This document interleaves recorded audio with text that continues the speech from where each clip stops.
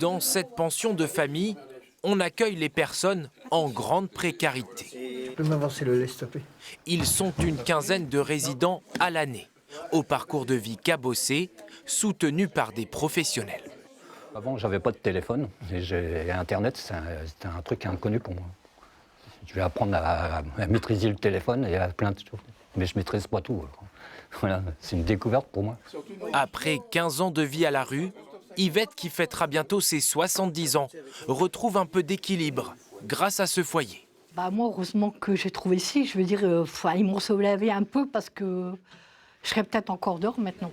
Pourtant, avec l'adoption récente d'une nouvelle loi pour mieux rémunérer les professionnels, la santé financière de la structure déjà délicate est encore plus fragilisée. On accorde des augmentations de salaire et c'est décidé par les organismes de l'État, mais sans qu'il y ait de compensation financière. Donc ça veut dire qu'on accorde des choses, mais avec l'argent des autres. Donc ça pose forcément des problèmes. On monte, on inspire. Manque de financement, déficit chronique ou encore pénurie de personnel. Comme dans cet EHPAD lillois, ils sont plus de 80 directeurs et directrices d'associations à tirer la sonnette d'alarme dans la région.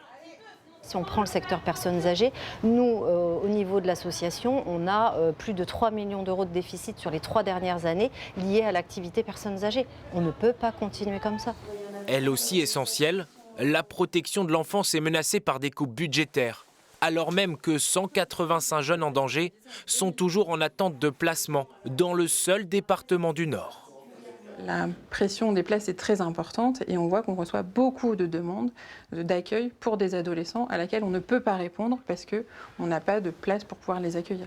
Les professionnels du médico-social estiment également qu'au moins 150 emplois sont menacés à court terme par manque de financement.